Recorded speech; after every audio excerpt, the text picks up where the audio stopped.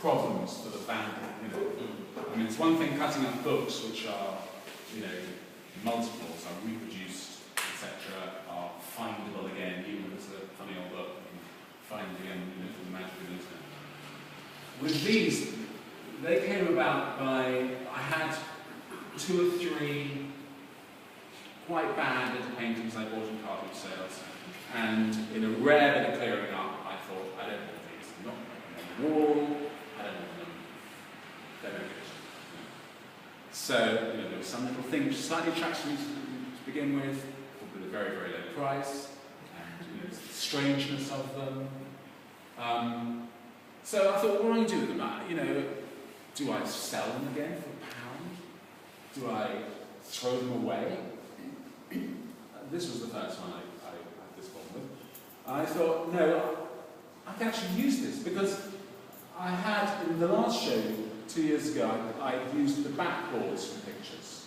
The dusty, kind of labelled, lovely thin bits of pine, very often backboards, to make little houses. Little houses, I think I've done that last 15 years.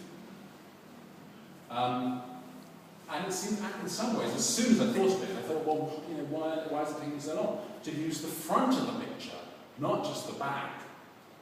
And there was this picture, this painting of a funny little ruin of a castle or something.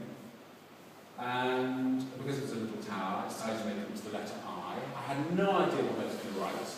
It might have just been a single box, a little I, a little self-portrait. And I made the little box, I made the roof, it goes around the sides.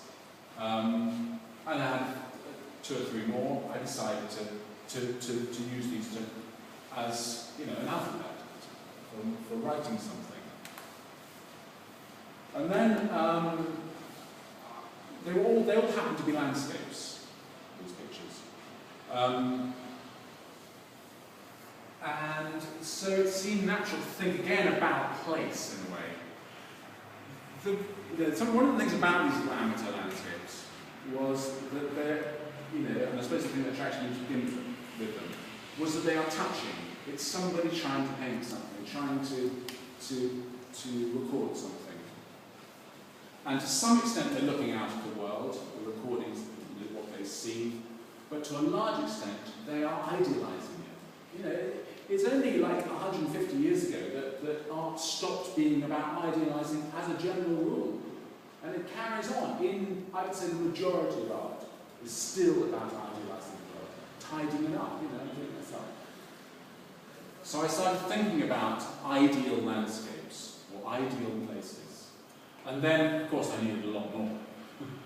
So in order to get more amateur landscapes on board, can't have flappy canvas, I looked on everybody's best friend eBay, and I decided I'll get under 10 quid, I will bid the lowest bid on landscapes that come up on board. And if anybody else bids above the lowest bid, I'll know that somebody wants it, and then it's gone. But if I get it for the lowest bid, then it really has met, it's come to its graveyard.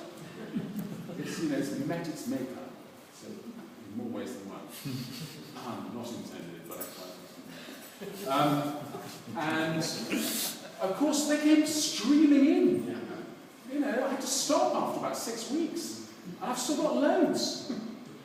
Because there were plenty that obviously were meaningful for people that did them, but nobody else wanted. And then I started doing it. Some were like paint by numbers. Sort of paint by numbers pictures. Some were a lot of foliage. I mean, you have to believe me that none of them merited putting on the wall in itself. The main thing that they lacked, this all sounds horribly judgmental about other people's creativity, I'm sorry about that, but the main thing they lacked as paintings was composition. It was all slightly leaning over, slightly dropping out at the bottom of the picture, A bit too much space up here. So they just kind of felt unwarranted in some way. It sounds horrible. But when they're kind of cut very neatly and made into a solid object. Of course, suddenly they have structure. They have the structure they lacked. So, you know, this one particularly, which was awful. Now, not really for any doing my doing, it looks like a bit of a Cézanne. It looks like, oh, he's got a Cézanne on eBay and it's decided to cut it up. And the next one that light is, you know, Friedrich. Yes, Friedrich, the next one, yeah. Barbizon school, you know. Yes, but anyway, I'm still guilty about it, but, you know, just, well, they are what they are. And I suppose the overriding thing was that when people are painting landscape, they are painting an Arcadia or an Elysium in their minds. They leave out the road signs. They leave out the kind of dirty puddles, the plastic bag in the tree. They want it to be like, you know, like our ancient Greek pals had, you know. Of course, they were writing about it too. There's always somewhere in the past this perfect world.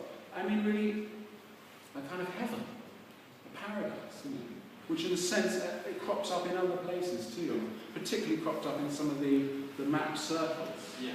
That kind of Should we give them a kind of look at thinking about other